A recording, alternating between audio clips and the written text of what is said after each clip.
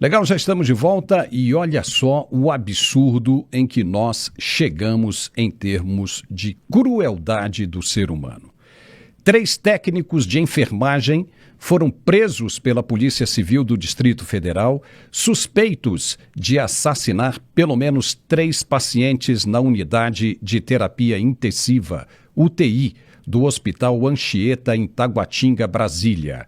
As mortes aconteceram entre novembro e dezembro de 2025.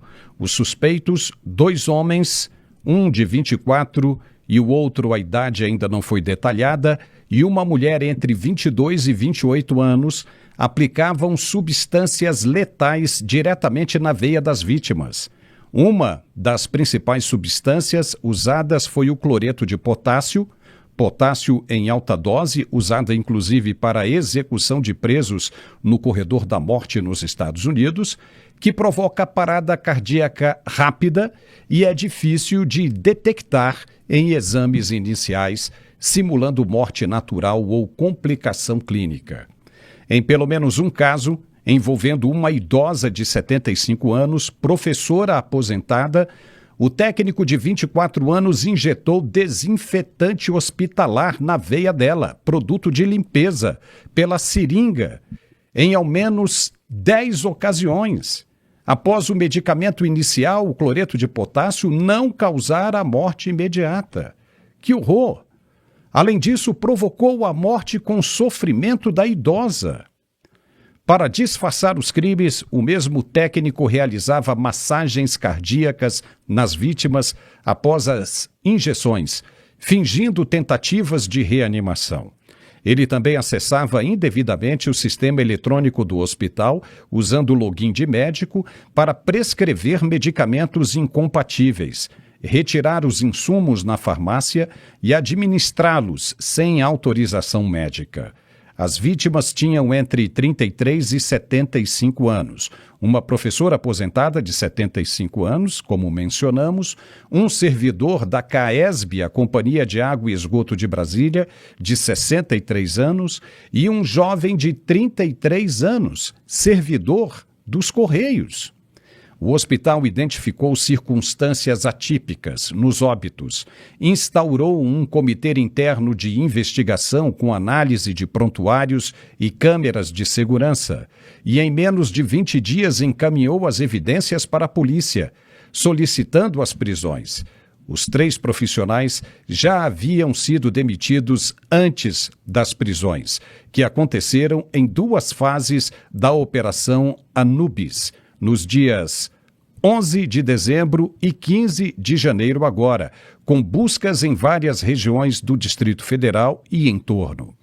A polícia investiga agora se há mais vítimas, incluindo análise de mais de 20 laudos de óbito e possíveis outros casos em unidades onde os suspeitos atuaram também.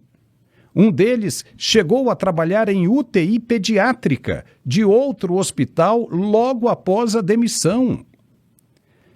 Pode ir atrás que vai encontrar mais. Durante depoimentos, os investigados não demonstraram arrependimento algum. A motivação dos crimes ainda não foi esclarecida e o inquérito corre ainda em sigilo. O Hospital Anchieta de Taguatinga afirmou colaboração total com as autoridades e acolhimento às famílias das vítimas. O COREN, que é o Sindicato dos Técnicos de Enfermagem do Distrito Federal, abriu procedimento ético contra os profissionais. Gerson Gomes, você que conhece bem essa região, aliás, o Gerson Gomes hoje está fora da base dele, está em Washington. Daqui a pouco nós vamos dizer o que ele está fazendo em Washington. É uma coisa muito, mas muito interessante e importante também. Mas, Gerson, com relação a esses crimes provocados possivelmente por esses 3 técnicos de enfermagem, são horrores, são coisas tenebrosas. As causas ainda não foram reveladas, mas é o cúmulo da crueldade humana, Gerson. Seja bem-vindo e eu queria ouvir a sua opinião a respeito disso. Pois é, Paulo. De fato, eu me encontro na capital dos Estados Unidos e essas notícias que você me transmite, elas nos remetem à questão da maldade. A verdade é que nós temos tido contato com uma série de notícias no Brasil que nos mostram que a perversidade e a maldade, e você, na introdução desse tema, disse que eles foram presos e não demonstraram nenhum tipo de sentimento ou arrependimento. Isso remete a uma psicopatia, ao talvez algum distúrbio, não sabemos, mas eu quero te dizer que no Brasil, uma das agendas que eu tenho aqui em Washington é justamente me apresentar na Comissão Interamericana de Direitos Humanos. E se tem um tema que hoje no Brasil me deixa extremamente desafiado até para explicar o momento em que nós vivemos, é exatamente aquele em que as pessoas perdem a capacidade de olhar os outros cidadãos com empatia, com misericórdia. E nós temos visto que isso acontece em todas as camadas e não tem nenhuma relação com a questão de formação cultural, educação.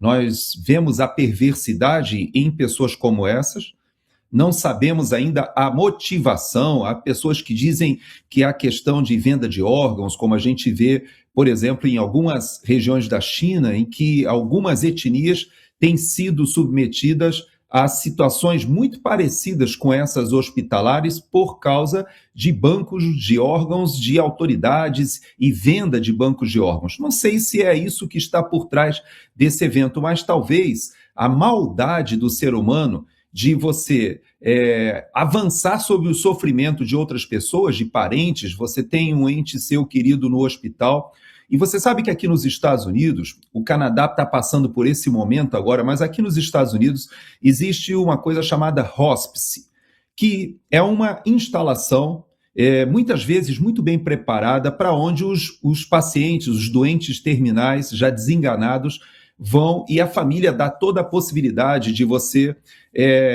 conduzir aqueles últimos momentos sem sofrimento, sem dor, etc. Nós brasileiros, latinos, temos extrema dificuldade de lidar com essa situação, do sofrimento da pessoa hospitalizada já desenganada. Existe toda uma metodologia de encarar esse assunto, mas no Canadá hoje está se disponibilizando uma estrutura hospitalar para aquelas pessoas que perderam a motivação, a esperança de vida. E eu te digo que eu tenho bastante dificuldade, tanto da questão da eutanásia e até mesmo dessa situação hoje no Canadá em que você facilita o suicídio.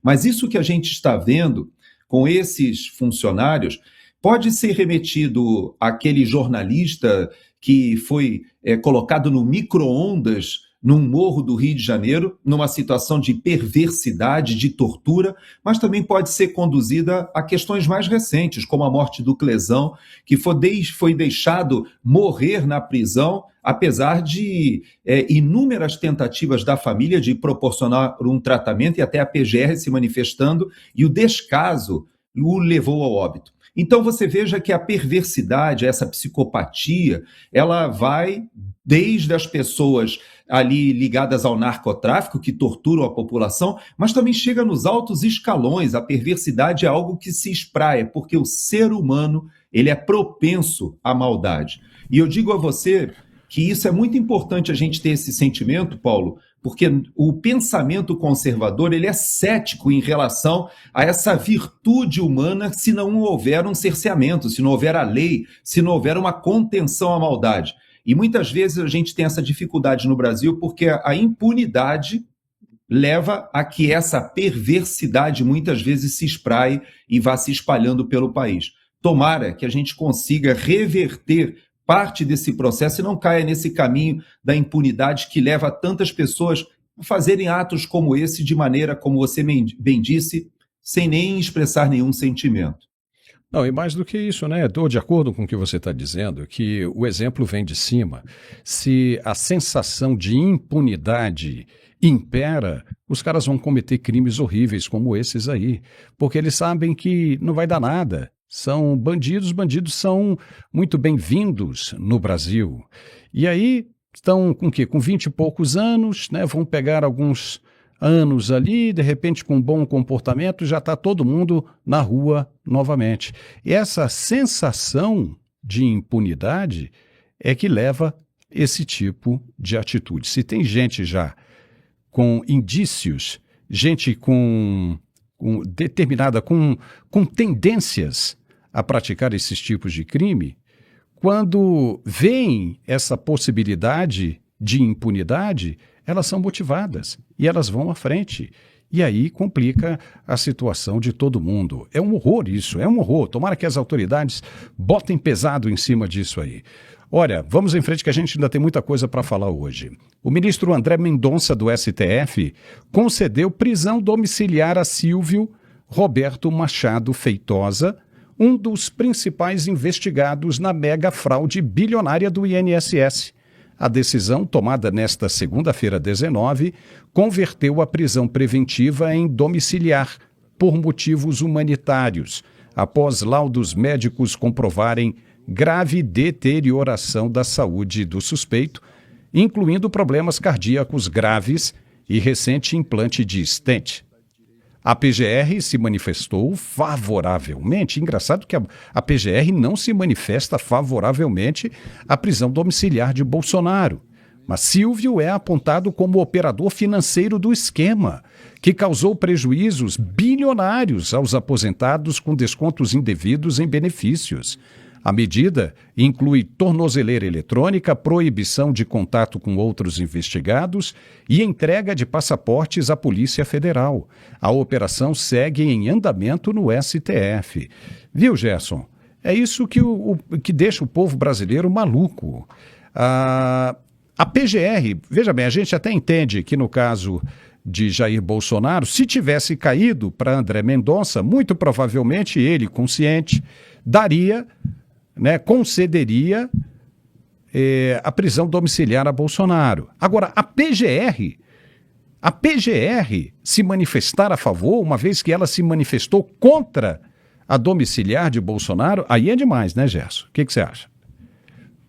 Pois é, e aí você coloca uma conexão com o nosso tema anterior, que é a perversidade, a vingança, a perseguição política, o que faz com que se manifeste o que há de pior no ser humano nas relações políticas e nas disputas de poder.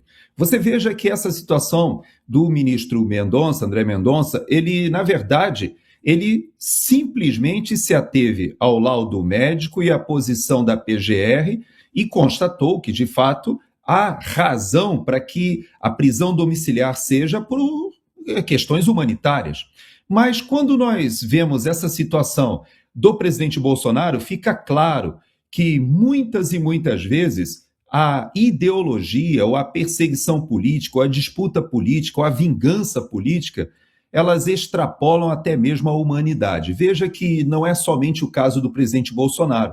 Nós temos o caso do general Heleno, que foi colocado em prisão domiciliar e pouca gente está acompanhando. Mas, na verdade, há todo um arcabouço de perversidade, porque a ele foi permitido a prisão domiciliar, mas não foi permitida que a esposa tivesse auxílio das faxineira, cozinheira, etc. E é uma septuagenária que não tem condição de cuidar do general Heleno com todas as restrições que eles tinham. Então, ele voltou para casa, mas não tem o apoio. Ela não tem condição de cuidar do marido, fazer compras, sair, voltar, e a tornozeleira para de funcionar, tem que retirar, vai para uma outra posição. Ou seja, é praticamente uma tortura. E aí você me lembra a questão do guarda da esquina. Você sabe que o Felipe Martins, e essa expressão guarda da esquina, para quem não lembra, quando foi assinado o AI-5, o vice-presidente, o Pedro Aleixo, se eu não me engano, numa conversa com o presidente Costa e Silva, ele falava sobre esse tipo de legislação, que o perigo não era o presidente que estava assinando, mas o guarda da esquina. O que ele queria dizer é o seguinte, é que há um descontrole, porque quem ou a quem é atribuída a autoridade, muitas e muitas vezes faz o que a gente viu, por exemplo, com o Felipe Martins, que foi colocado numa solitária. Há vários presos políticos hoje no Brasil que lembram o que está acontecendo na Venezuela. Agora, presos políticos na Venezuela estão sendo liberados. E as histórias são terríveis, Paulo. E eu me pergunto, como é possível que um cidadão faça tamanha perversidade contra um outro co-cidadão, alguém da sua nacionalidade, uma pessoa que poderia, inclusive, ser de uma família, de um amigo. Mas, na verdade, quando há esse tipo de perversidade, de distorção, e particularmente quando tem uma ideologia materialista, como a ideologia marxista, que a gente vê que está no cerne dessa disputa, e quando isso descamba para o crime organizado, nós vemos situações como essa. E eu digo para você, o que acontece hoje com o presidente Bolsonaro, com a Débora do Batom, com tantos outros presos, pessoas idosas, o próprio Clesão, mas que nós já temos 4, 5 óbitos agora de pessoas que ficaram esses anos com tornozeleira eletrônica, perseguidos políticos, estamos com mais de 300, quase 400 famílias no exílio. Esse tipo de tratamento que a gente viu na Nicarágua, na Venezuela, alguma coisa na Bolívia com a ex-presidente, são marcas de uma sociedade doente. E eu digo para você que esses assuntos estão correlatos, Paulo. Tanto o primeiro, dessa questão dos hospitais, quanto desse segundo. Eu creio que o ministro André Mendonça ele não fez mais do que a obrigação dele como um juiz que tem a sensibilidade de perceber que se a PGR e os próprios médicos dão um laudo, significa que aquela é uma situação. E como você falou, quando a PGR não está imbuída de perseguição e não está sendo instrumentalizada para a vingança, é claro que já teria colocado o presidente Bolsonaro numa situação muito mais adequada ao seu estado de saúde, decorrente de cirurgias sucessivas de uma tentativa de homicídio durante a campanha eleitoral de 2018, com uma facada do Adélio Bispo, que houve motivação política. Então, nós não podemos dissociar as coisas, né, Paulo? Com toda certeza. Quer ver uma coisa ainda mais complicada? Vergonhosa? Eduardo Cunha anuncia a candidatura a deputado federal por Minas Gerais nessas eleições de 2026. Após transferir o título eleitoral dele para Belo Horizonte, em dezembro de 2025, o ex-presidente da Câmara dos Deputados, condenado na Lava Jato e que cumpriu mais de 6 anos de prisão, escolheu o estado de Minas Gerais como nova base política, justificando que Minas é uma síntese do Brasil, pelo seu tamanho, diversidade e peso eleitoral. Filiado ao Republicanos, ele planeja mudar para outro partido como o PP e já investe em presença local com patrocínios a clubes de futebol, aquisição de rádios e participação em eventos evangélicos e leilões de gado. Em uma análise crítica, Minas Gerais tem se tornado um verdadeiro refúgio eleitoral para políticos com histórico problemático ou dificuldades de representação em suas bases originais. O Estado serviu de plataforma para a recuperação política de figuras emblemáticas como Rodrigo Pacheco, que consolidou o poder apesar de controvérsias no Senado, Aécio Neves, envolvido em escândalos e derrotas, mas ainda atuante, Pedro Rousseff, sobrinho neto de Dilma Rousseff, eleito vereador em BH pelo PT, e a própria Dilma Rousseff, que tentou o Senado por Minas Gerais em 2018. Os mineiros preferiram Rodrigo Pacheco a ela e agora Eduardo Cunha, que migra do Rio de Janeiro para explorar o segundo maior colégio eleitoral do país. Essa tendência revela uma priorização de cálculos eleitorais em detrimento da representação genuína e do compromisso com os eleitores locais. Gerson Gomes, tudo bem que ele cumpriu 6 anos, né, de xilindró, mas se o cara está limpo, ele tem o direito de voltar a concorrer. Mas todo mundo conhece o que estava por trás disso aí. E uma vez mudando o sítio eleitoral dele para Minas Gerais, saindo da sua terra, Rio de Janeiro, que é sua também, né, Gerson? E indo para Minas Gerais, significa uma manobra política que o eleitor deve ter muito cuidado, né? Pois é, você sabe que uma das agendas que eu terei aqui, na verdade, 3 agendas que eu terei aqui em Washington, eu estarei com o senador Eduardo Girão. E por que eu cito o senador Eduardo Girão nesse assunto que você acaba mencionando um outro Eduardo? Porque o senador Girão, ele é uma pessoa interessante no que diz respeito a uma posição sobre a reeleição. ele é contra essa ideia do político profissional. E eu acho interessante porque ele, com certeza, seria reeleito senador lá pelo Ceará, mas ele tem uma posição, uma convicção de que ele é contra a reeleição que transforma políticos em verdadeiros... há uma distorção, porque são pessoas que se profissionalizam na carreira política e de tal maneira se locupletam e muitas vezes cedem a essa pressão do poder. Ele agora se candidata ao governo do Ceará e sabe que será muito difícil essa disputa. E eu conversando com ele há alguns dias atrás, eu falava exatamente sobre essa situação dos políticos que foram condenados na Lava Jato e que estão agora, como José Dirceu, se apresentando como pessoas aptas a novamente ingressar na carreira política. E a pergunta que se faz ao brasileiro, ao eleitor, e em especial ao eleitor de Minas Gerais, será que há necessidade da gente reciclar ou trazer do passado políticos que já tiveram experiências que nos decepcionaram? O povo de Minas deu um exemplo magnífico quando rechaçou a eleição de Dilma Rousseff, que deveria ter sido tornada inelegível durante o seu processo de impeachment, mas ali já foi rasgada a Constituição. O próprio ministro Lewandowski, à época, esteve no Senado e fez uma articulação política de modo que ela pudesse manter os seus direitos políticos. Mas o eleitor de Minas não a elegeu.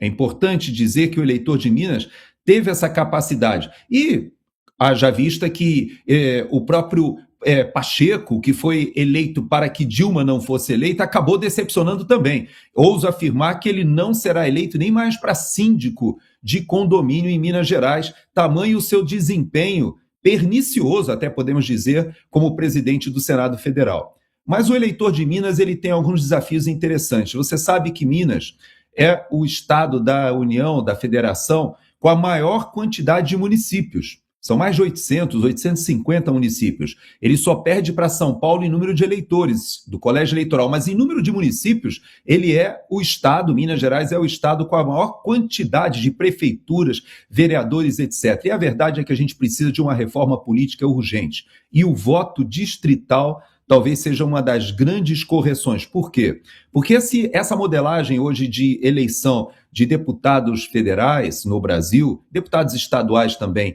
que é feito por uma legenda em que você tem um coeficiente eleitoral, um sistema em que muitas e muitas vezes você vota em um candidato e por causa dessa eleição você acaba arrastando uma série de desconhecidos, isso tem que acabar no Brasil. Se Eduardo Cunha quer ir a Minas e acha que há público em Minas Gerais que o queira eleger, que a gente possa começar a pensar no voto distrital, porque talvez a gente valorize as raízes, as conexões da comunidade, como você falou, e dificulta até que um político saia de um estado para outro, no qual talvez não tenha raízes, e faça a instrumentalização desse eleitorado, talvez muitas e muitas vezes manipulado. Veja, eu me lembro do senador José Sarney, que, se eu não me engano, foi senador pelo Amapá. Agora você dá uma olhada em outros senadores que aparecem do Amapá que não são de lá. Então você veja que é comum esse tipo de situação em que você muda de estado, porque talvez você não tenha raízes e porque não existe o voto distrital. Está aí um desafio que eu deixo para você, para a nossa audiência. Temos que fazer uma reforma política para que esse tipo de questão talvez seja minimizado, né, Paulo? Tem aí um monte de sugestão para mudança de todo o nosso espectro político brasileiro, né? Ou seja, tem que haver uma reforma política e nós aqui estamos cheios de sugestões, né? Vamos ver como é que esse negócio vai andar. E lembrando a você que em 2014 o Aécio Neves estava na frente da Dilma pela presidência da República em Minas Gerais. E o Aécio Neves começou a falar sobre isso. E a Dilma disse que ele iria ter uma surpresa gigantesca porque ela venceria ele em Minas Gerais. Se as urnas estavam corretas ou não, nós não sabemos naquela época. Mas a verdade é que aconteceu exatamente como ela disse. Você lembra disso? Ela teve né, uma derrota até determinado momento, e determinado momento houve aquela queda de luz, quando voltou ela já estava na frente do Aécio e disparou naquela linha cruzada, exatamente como aconteceu na eleição de 2022. Então, se o voto ali foi válido mesmo, né, como oficialmente, como nós conhecemos, o povo mineiro acabou preferindo a Dilma a Aécio Neves. Oh boy. Vamos ver como é que funciona isso agora para frente, né? Olha, enquanto isso, vamos falar agora do internacional um pouquinho. Cuba declara estado de guerra sob supervisão direta de Raul Castro. O cara já afastou o Miguel Díaz-Canel e assumiu essa supervisão do aparelho de guerra. O Conselho de Defesa Nacional de Cuba, presidido pelo general de exército Raul Castro, Ruz, declarou oficialmente o estado de guerra em todo o território nacional neste domingo, 18 de janeiro. A medida, anunciada em cadeia nacional de rádio e televisão, é resposta ao que o governo cubano classifica como agressão militar iminente por parte dos Estados Unidos, após o deslocamento do porta-aviões USS Abraham Lincoln para áreas estratégicas do Caribe e o desembarque não coordenado de ajuda humanitária no oriente do país. Com o decreto, as Forças Armadas Revolucionárias Cubanas e as milícias de tropas territoriais iniciaram mobilização geral de reservas, assumindo controle de infraestruturas críticas, portos, aeroportos e instalações estratégicas, enquanto o controle político-administrativo do país passou a ficar subordinado à estrutura militar, sob comando direto da liderança histórica da Revolução. A gente não sabe se a gente entende isso como mais uma piada, né, Gerson, ou como uma iniciativa desesperada por parte de Raul Castro, né? Você, como militar e estrategista, como é que você vê essa manobra cubana? Você coloca a questão como piada e eu digo que é um drama para a população de Cuba, porque o irmão de Fidel Castro já está ali com 94 anos. Eu vi uma foto da liderança militar que esteve ao lado, que são os antigos generais da época da Revolução. E Cuba hoje é o exemplo mais emblemático, podemos dizer, e talvez em conteste, da falência da proposta do comunismo, da Revolução Socialista. Existe um país mais próximo, a Venezuela, que está no centro das atenções hoje, porque a Venezuela conseguiu mostrar para o mundo que é possível você ser detentor das maiores reservas de petróleo do mundo e, apesar disso, acarretar o colapso econômico de um país. Mas Cuba é bem pior. Você sabe que Cuba, no início do século passado, tinha uma situação tão de destaque que era considerada quase uma referência europeia no Caribe.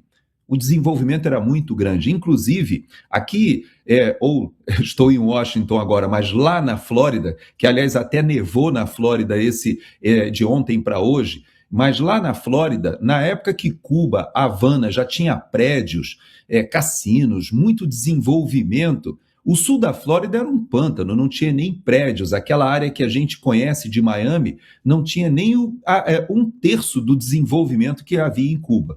E, no entanto, hoje, quem visita fica completamente terrificado.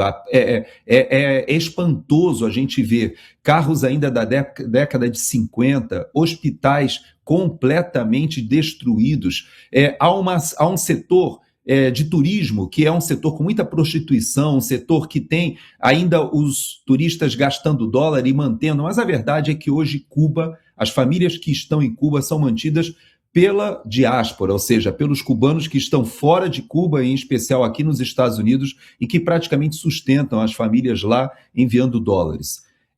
Esse colapso social, está pelos últimos dias. Como nós sabemos, o secretário de Estado é de família cubana, o Marco Rubio ele tem feito todo um esforço de mostrar que durante a sua administração ele tem isso como um desafio pessoal. Ele quer dar fim a essa que é a ditadura mais longeva do nosso continente. Eu creio que isso vai acabar acontecendo e quando você fala dessa ajuda humanitária, poucas pessoas lembram, mas em Cuba, na ilha de Cuba, existe uma base americana ali em Guantánamo. E naquela região foi feita uma distribuição de alimentos e de ajuda humanitária direta à população. Isso deixou as autoridades de Cuba extremamente revoltadas, porque eles têm a necessidade de centralizar essa distribuição de ajuda humanitária. Como nós já sabemos, é um governo que é extremamente centralizador e faz com que a população fique dependendo, inclusive, dessa ajuda governamental. Mas isso já faliu, já não tem mais situação. É impossível, com o bloqueio que está sendo feito com a questão energética ali, vinda tanto da Venezuela quanto do México, hoje Cuba está com uma grande dificuldade, já vinha com dificuldade. As pessoas pensam que o petróleo que vinha da Venezuela era o petróleo que fazia a energia funcionar em Cuba, mas não era bem isso. A verdade é que apenas uma pequena parcela ia para as usinas elétricas ali que são alimentadas a óleo diesel, mas a grande parte do petróleo era exportado por uma intermediação que mantinha o governo de Cuba. Quando você fala de forças armadas sendo convocadas para combater os Estados Unidos, talvez as pessoas no passado ainda lembrem das forças armadas cubanas combatendo na África, nas revoluções comunistas da África, da América do Sul, o foquismo que esteve presente em várias das revoluções socialistas na América, inclusive no Brasil, houve uma grande influência durante o período dos governos militares, mas na Argentina, no Uruguai, no Peru, Sendero Luminoso, na Bolívia, na Colômbia, nas Farc, o Exército de Libertação Nacional. Todos esses países, em Nicarágua, na América Central, todos tiveram presença de tropas cubanas. E não podemos esquecer que agora, nessa operação cinematográfica de aprisionamento, que o Delta Force foi na capital da Venezuela e aprisionou o Nicolás Maduro, o ditador, com a sua esposa, 32 cubanos, pelo menos esse é o número oficial, foram mortos nessa operação, dizendo e mostrando para o mundo que sim, Cuba ainda exerce um papel de inteligência e de contra-inteligência em vários países, inclusive no Brasil. Não podemos esquecer que durante o governo Dilma Rousseff, que nós citamos ainda agora, havia uma presença muito grande da contra-inteligência cubana. Agora que Lula retorna ao governo e traz Celso Amorim e vários ali da escola antiga do PT, ouso afirmar que talvez ainda existam essas conexões com o governo de Cuba, mas estão nos estertores. Lula envelheceu, Fidel Castro já morreu, Chávez já morreu, Mujica já morreu, e os que ainda estão vivos desse grupo do início, Paulo, estão pelos seus últimos dias, como é o caso ali de 94 anos do comandante em chefe das Forças Armadas cubanas. Olha, só para concluir essa parte, no caso do Brasil fica muito mais difícil para a inteligência cubana agir por causa do idioma, né? É muito fácil qualquer um perceber no Brasil a presença de um cubano, justamente por causa do idioma. Por exemplo, quando você está na Venezuela, quando você está na Colômbia, esses cubanos existem, mas eles podem até disfarçar o sotaque porque estão todos falando o idioma local, estão falando o espanhol. No Brasil, eles entraram aqui, segundo informações do governo Bolsonaro, disfarçados de mais médicos. Então é possível, né? Bastante, eu acredito muito no que você está dizendo, sim, que ainda estejam por aí, mas é muito fácil, né? Ou seja, ou digamos assim, seria muito mais difícil para eles ficarem no anonimato, né, integral, justamente pela dificuldade de se falar o português como um brasileiro nativo. Mas já que nós estamos falando disso aí, né, de situação de esquerda, o André Ventura, né, Gerson, avançou para o segundo turno nas eleições presidenciais de Portugal. O líder do partido Chega, de direita radical, não é? Ficou, nem de radical, mas de direita consciente. Ficou em segundo lugar no primeiro turno realizado neste domingo, 18, com cerca de 23,5% dos votos, atrás do candidato socialista Antônio José Seguro, que liderou com 31,1%. E pela primeira vez em 40 anos, nenhum candidato alcançou maioria absoluta, forçando um segundo turno para o dia 8 de fevereiro. O resultado consolida o avanço da direita conservadora em Portugal, com Ventura superando suas expectativas e ganhando visibilidade nacional, embora analistas apontem alta rejeição acima de 60% e chances reduzidas de vitória contra o centro-esquerda de Seguro, contra a centro-esquerda de Seguro. A disputa polarizada reforça o crescimento do Chega, que já é a segunda maior força no parlamento português.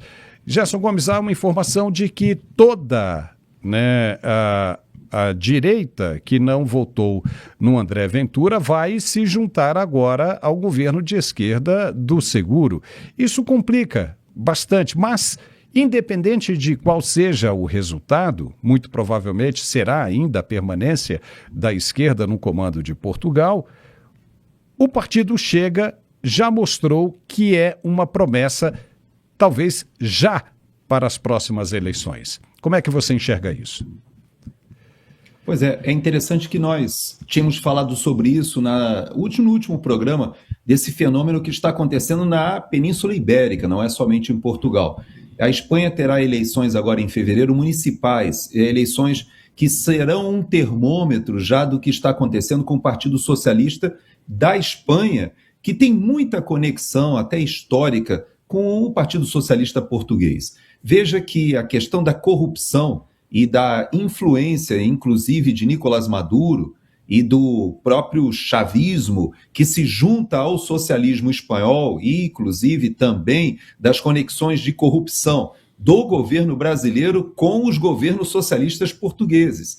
Então você veja que essa facilidade, como você falou, do idioma espanhol, aproximou a corrupção oriunda tanto do narcotráfico quanto o desvio da lavagem de dinheiro da Petróleos de Venezuela com o Partido Socialista Espanhol, e inclusive também com parte do socialismo 5 estrelas da Itália, mas também no Brasil há uma proximidade muito grande, uma promiscuidade muito grande, seja do PCC, seja inclusive das articulações políticas. Não podemos esquecer que o Banco Master, por exemplo, agora que está no centro das atenções, era um dos grandes patrocinadores das edições do Gilmar Palusa, que eram feitas em Portugal, não por acaso. As reuniões de empresários com ministros da Suprema Corte, ministros do Superior Tribunal de Justiça, promotores, essa promiscuidade que chocava a tantas pessoas, que acontecia em Portugal, ela não era naquele país por um acaso. Há muitas conexões entre os dois países que remontam aos primeiros governos do PT, a negociações ainda com a TAP, negociações que envolveram a área de telefonia. Tem muita coisa no passado ligando a Península Ibérica aos países da América do Sul. E a corrupção, infelizmente, está nesses locais. E o eleitor de Portugal, ele quer dar um basta em relação a isso. O Chega está chegando, mas esse chega é um grito da sociedade portuguesa que não aguenta mais, não só a questão da insegurança e podemos dizer, do avanço do narcotráfico e da questão da segurança pública, mas também a imigração descontrolada. Portugal, todas as pessoas que eu conheço que vão a Portugal voltam de lá assim perplexas de ver como é um país bonito, agradável, as nossas conexões culturais são muito grandes, porém é notório que o próprio povo português hoje percebe que está mudando muito rápido o perfil, a qualidade de vida do povo português, por causa da União Europeia, por causa do avanço das pautas de esquerda e principalmente por causa da presença do crime organizado no país, que cresceu abruptamente. E o Brasil tem uma parcela de responsabilidade. Por isso que, se o Chega, de fato, conseguir aumentar a sua presença política e conquistar o poder, o que parece inexorável, em algum momento isso vai acontecer, se não acontecer agora em fevereiro, vai acontecer em um futuro próximo, porque a sociedade não aguenta mais. Como você disse, foram décadas de socialismo e que já se esgotou como opção política, pelo menos naquela região do planeta, Paulo. Agora vamos falar de um dos temas, né, super importantes que você, né, está aí em Washington, né, o Gerson, para tratar. Olha só, o caso do ET de Varginha voltou a incomodar nos noticiários internacionais. Você acredita nisso? Pois é. Ao ponto do Congresso americano se pronunciar sobre o fenômeno. Pois um neurocirurgião brasileiro revelou que teve contato direto com o ser não humano em 1996. Uma coisa é um cidadão comum dizer que teve contato com um ser extraterrestre, um ser que não é desse mundo. Outra coisa é um profissional, como um neurocirurgião, que tem responsabilidade e credibilidade. Quando essas pessoas começam a falar sobre o assunto, é motivo de muita atenção. O Dr. Ítalo Venturelli afirma ter estado ao lado de uma entidade viva e inteligente no Hospital Regional de Varginha. Não era um ser do nosso planeta, ele disse. Ele e outras testemunhas brasileiras farão uma coletiva no National Press Club em Washington, nesta terça-feira, dia 20, com um montão de gente do Congresso americano. Um evento, uma organização, um encontro realizado pelo Congresso americano. Se você ainda não viu o que disse o neurocirurgião sobre o caso Varginha, nós vamos mostrar para você agora. Veja o que ele disse.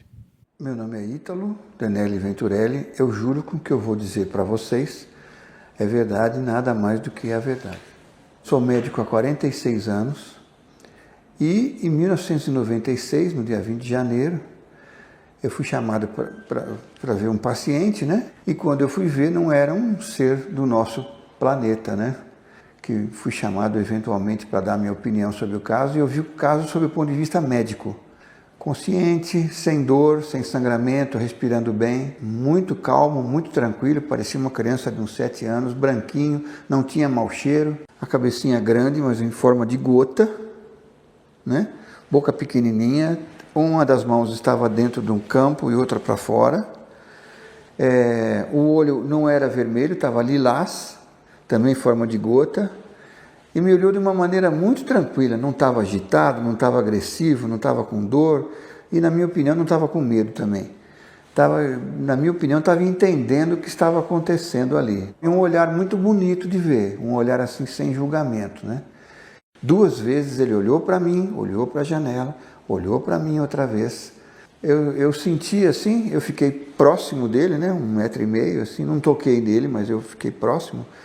E a maneira de olhar é uma maneira assim que ele parece que era uma inteligência maior do que a nossa, do que a humana, né? Que ele estava entendendo, apesar de ele estar assim numa situação de defesa, ele não estava com medo, ele estava entendendo o que estava acontecendo, né? Possivelmente deveria ter algum propósito, alguma coisa para estar fazendo o que ele estava fazendo. E a verdade é que eu sou testemunha ocular, eu vi o ser sim. Podem falar o que for, brincam, zombam, falam uma porção de coisas, mas eu vi ali, deitado na minha frente. É importante as pessoas saberem que não estamos falando de dinheiro, estamos falando de uma coisa que muda o conceito da humanidade, né? Que é um ser de um outro local. Eu fui lá, não fui procurar, eu fui lá por um acaso, ver um outro paciente e eu vi. Então eu acho importante as pessoas saberem que sim, quem fala que viu, quem viu espaçonave, viu, nós vimos mesmo. E não é fácil ficar aqui na frente da câmera falando sobre isso. Que perguntam, parece que a gente está mentindo, tem que insistir. Já jurei que vi mesmo e vi, né? Que os seres mais novos acreditem que existe sim. Pois é, depois de 30 anos, o Dr. Venturelli resolveu falar. E o caso Varginha envolveu Queda de objeto, encontro de criatura por 3 meninas e captura de 2 seres não humanos pelos militares e corpo de bombeiros, com um deles ainda vivo. Detritos e seres teriam sido transferidos para os Estados Unidos pela Força Aérea Americana. Isso ganhou notoriedade no mundo inteiro, principalmente no Brasil, virando matérias, de redes abertas, de montão. Todo mundo conhece essa história. E aí houve uma campanha de ridicularização da situação. Mas o diretor James Fox, de The Phenomenon, organiza o evento e chama o caso de o mais fascinante de recuperação de UFO, ou seja, de OVNIs com seres vivos.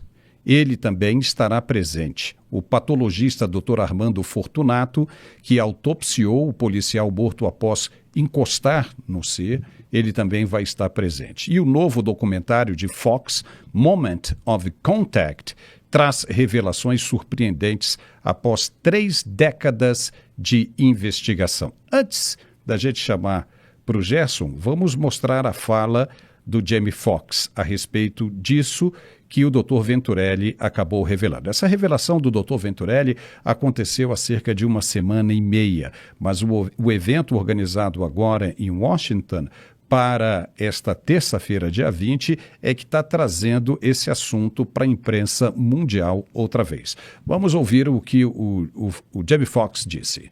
This is a complete grassroots effort to expose what I believe to be the most compelling crash retrieval case in modern history that it ultimately involved the Americans with live entities. Because I know there's been a lot of, allegations at the highest levels. I've had Dave Grush and other congressional hearings where they talk about crash retrieval and biologics, aliens, in the possession of the U.S. government.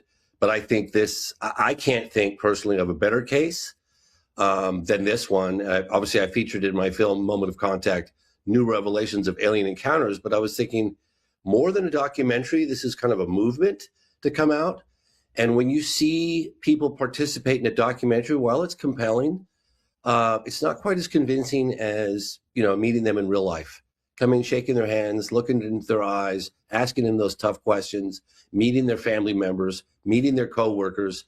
And that's one of the things that I wanted to achieve with this event. Is, hey, look, if this guy's telling the truth, this is the most significant development in the history of the phenomenon. When have we had someone of his caliber testifying or revealing that he had face-to-face contact and limited communication, telepathic communication with a captured alien? I mean, I personally have never heard that before. Pois é. Como é que um médico como o Dr. Venturelli, com a reputação dele, vem para frente das câmeras, estica a mão direita e jura ter acontecido exatamente aquilo que ele disse que aconteceu? Fica difícil de você dizer que não, que é tudo mentira, que tudo isso é uma farsa. Está com a mente muito fechada. Gerson, eu queria que você me falasse, você vai estar aí, vai participar desse evento, vai acompanhar, vai cobrir isso aí para gente. Eu queria que você falasse um pouco mais sobre isso aí. Pois é, Paulo, o meu interesse nesse assunto, ele é um interesse, por incrível que pareça, do ponto de vista da geopolítica, que é a minha praia. E por que eu digo que é um interesse do meu interesse específico sobre as relações internacionais? Porque nesse momento há uma onda pelo mundo e que já reverbera inclusive em centros financeiros, preparando-se para um evento global. Veja que nós tivemos um primeiro impacto durante a pandemia, houve uma orquestração feita por muitos grupos que conseguiram que o mainstream jornalístico, os governos, tivessem uma reação quase que uniforme no mundo inteiro. Hoje já há muita crítica do jeito, da condução como foi feita, mas já existem várias teorias que eram tratadas como teorias de conspirações, falando sobre um cyberataque, sobre um evento catastrófico global de internet, sobre questões de pandemia, como nós já vivemos, mas um dos temas que agora volta e já começa a reverberar em governos é justamente a questão dos UFOs ou dos OVNIs ou da vida extraterrestre. Existe todo um esforço feito aqui nos Estados Unidos, nós sabemos, a Força Espacial foi criada, a base da Lua está sendo reativada, a Índia, a China a China inclusive conseguiu colocar uma sonda e detectando uma parte que não é visível da Lua, já foi detectada que há água na Lua e por isso há possibilidade de bases serem estabelecidas ali. O Elon Musk já tem todo um cronograma para chegar a Marte. Então tudo isso está acontecendo aqui nos Estados Unidos e o programa satelital do mundo inteiro numa disputa, tudo isso acontece. Porém, desde os governos Biden, quando o presidente Trump ainda estava na sua campanha, ele falava sobre a necessidade de se esclarecerem, por exemplo, aqueles objetos que se atribuíam a balões, ora se atribuía a uma espionagem chinesa. Há uma controvérsia, inclusive, sobre a manipulação desse assunto e há pelo menos uma notícia de que bancos e sistemas financeiros se preparam para anúncios que seriam feitos de revelação de ufólogos ou pessoas que estão ligadas a esse tipo de investigação que teriam acesso à abertura de arquivos sigilosos ou classificados que seriam feitos pelo governo americano. Eu confesso a você que eu sou muito cético em relação a esse assunto. Tenho uma prudência muito grande quando eu acesso esse tipo de tema, mas estou aqui como um jornalista. O senador Girão, ele esteve no Brasil por ocasião dos 80 anos dos estudos de ufologia. Ele fez no Senado Federal, ele patrocinou, organizou uma sessão pública que celebrava os esforços que foram feitos em vários países de investigação e que, de certa maneira, são obstaculizados, são travados, porque aqui a NASA e as próprias Forças Armadas dos Estados Unidos, eles fecham várias dessas informações que agora o presidente Trump diz que vai abrir, assim como ele falou dos arquivos do Epstein, também se referiu à questão de muitos desses documentos e que estão, de certa maneira, conectados até esse caso nosso em Varginha. Por quê? O Schallenberger, que é um jornalista que eu respeito muito, nós não podemos esquecer do trabalho que ele fez do Twitter Files e depois o Twitter Files Brasil, que acabou nos mostrando como foi feita essa presença da USAID, da censura, como essa modelagem que foi feita aqui com as Big Techs nos Estados Unidos para a instrumentalização, inclusive política, e como isso chegou no Brasil. Ele que fez esse trabalho, ele também está por trás dessa investigação. Esse evento amanhã será um evento que terá uma parte se referindo ao Brasil e também a parte dos Estados Unidos, desse esforço da sociedade de ter acesso a esses documentos. O que eu sei é o seguinte: estarei lá, farei a cobertura, o senador Girão estará presente, até porque ele tem da posição, eu conversei com ele, tentaremos entrevistá-lo ainda amanhã ou na quarta-feira aqui para o Mundial Telenotícias, para que ele explique. Ele tem uma posição interessante que ele diz que é fundamental que os governos deem acesso às pessoas sérias desse assunto, porque esse tema do ET de Varginha, como nós falamos no Brasil, ele foi levado, foi ridicularizado e talvez, segundo o próprio Schallenberger, há um documento que ele já mostrou. Ele pediu que o governo americano libere as informações do que foi feito à época, porque aparentemente houve uma aeronave dos Estados Unidos, do governo americano, que foi a Campinas, e que teria recolhido esse material que foi autopsiado ou que foi examinado, e esse material teria vindo para os Estados Unidos, estaria de posse do governo americano.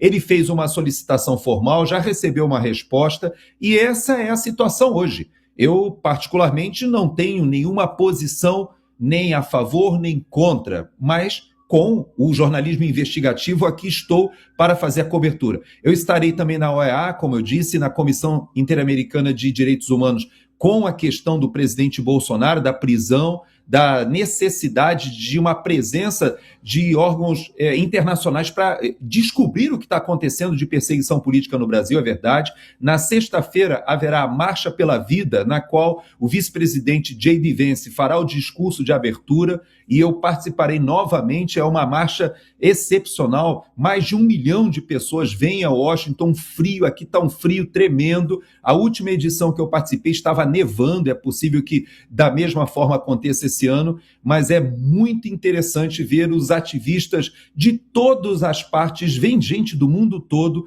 para lutar pela vida, lutar contra o assassinato de bebês no ventre de suas mães, lutar contra a legalização de algo que deveria já ter sido banido, que remete até ao sacrifício humano que a gente via no passado, em que crianças eram sacrificadas por uma série de razões. Então, eu digo para você que eu tenho uma semana cheia, estou com uma agenda cheia, mas amanhã você tem razão. Amanhã o tema será esse tema controvertido e veremos o que as autoridades brasileiras vão reagir em relação a esse evento que acontece. A imprensa estará presente, haverá jornalistas de vários lugares do mundo e eu estarei ali representando o Mundial Telenotícias, a TV Flórida, a Auriverde. Vamos ver se é o que eu consigo captar ali e a gente compartilha com vocês.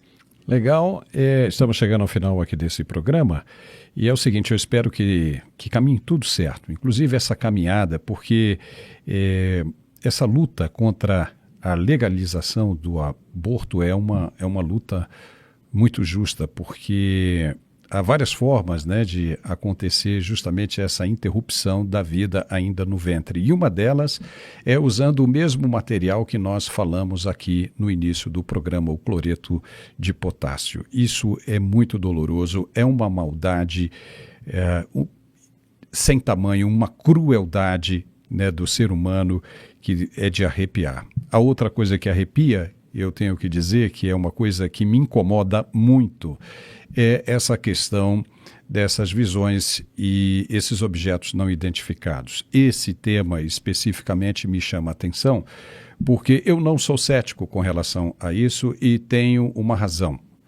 Eu já avistei, aqui eu faço dessa declaração, em plena luz do dia, né, broad daylight, né, às 11 horas da manhã, eu vi uma bola imensa de ferro, de metal, flutuando na linha das árvores. Isso numa fazenda aqui no interior de Goiás, às 11 horas da manhã, o céu azul, e essa bola grande, gigante, do tamanho de um carro, flutuando entre as árvores. Não tinha a menor chance de você dizer que aquilo era um balão meteorológico. Eu, como jornalista, conheço todos os balões meteorológicos usados hoje no mundo, a não ser que seja uma tecnologia diferente. E era de metal, da cor de um rolamento, né, um rolamento de carro, né, aquelas bilhas de rolemã, de metal, porque quando passava na direção do sol, reluzia a luz. Então era uma coisa que me incomodou. Eu não preciso, né, acreditar ou desacreditar em quem quer que seja falando a respeito deste assunto. Eu tenho a minha própria experiência. E realmente é difícil de você acreditar, como já tem um determinado tempo, fica até difícil de você acreditar que seja alguma tecnologia humana. Se for uma tecnologia humana, ela está extraordinária, porque é uma tecnologia antigravitacional. E eu espero uma hora a gente ter a oportunidade aqui, viu, Gerson, para a gente aprofundar nesse assunto com outros especialistas, porque nesse encontro de amanhã, desta terça-feira, vão estar, por exemplo, o David Fravor, que é aquele piloto da Marinha Americana que teve contato direto, que perseguiu, que circulou um objeto, o Tic Tac, né? O outro também, o David Grush, que é outro também piloto Top Gun da Força da Marinha Americana, que também teve contato. Como é que essas pessoas vão mentir? Eu sei que elas não estão mentindo. E eu compartilho desse momento do Dr. Venturelli porque eu também sou uma testemunha ocular. Então, para as pessoas que ainda não tiveram nenhuma experiência nesse sentido, para as pessoas que ainda não viram, a questão é se perguntar, será que essas pessoas estão sérias? Né? Estariam mentindo? Né? O que estaria por trás? Qual o interesse por trás de uma mentira como essa de pilotos, Top Guns, da Marinha Americana fazendo uma declaração e colocando a cara à tapa? Não é fácil. A gente tem que abrir a nossa mente, porque muita coisa estranha está acontecendo, como já dizia Shakespeare, há muito mais entre o céu e a terra do que supõe a nossa vã filosofia. Gerson Gomes, muitíssimo obrigado, né? Seus esclarecimentos hoje foram extremamente brilhantes, como sempre, mas especialmente hoje, né? Gostamos muito. Um forte abraço e vamos acompanhar todo o desenrolar dessas situações durante essa semana e qualquer novidade você chama a gente. Obrigado, viu, Gerson? Chamo sim. Como eu disse, provavelmente nós faremos uma inserção durante a semana, eu ainda não sei o dia. É muito possível que eu não consiga participar na sexta-feira, no horário normal do Mundial Telenotícias, mas eu vou fazer um encaixe com você ou na quarta ou na quinta-feira, quem sabe com o próprio senador Girão, e depois, quem sabe eu consiga conversar amanhã com Schallenberg, farei uma entrevista e a gente possa trazer as informações mais atualizadas desse tema, que é um tema fascinante para você e para muita gente, né, Paulo? É isso aí. Gerson, obrigado. E até a próxima. Tchau. Muito bem, a gente fica por aqui, esse programa maravilhoso, né? Espero que você tenha gostado e nossa missão aqui é essa, trazer os fatos, analisá-los e permitir a você a capacidade de formar a sua própria opinião a respeito do assunto. Nós estamos mostrando o outro lado da verdade, que você escuta aí através dos outros veículos de comunicação. Lembrando que nesta terça-feira, ao meio-dia, nós estaremos de volta ao vivo e a cores, na primeira edição do nosso programa. Um forte abraço e até lá.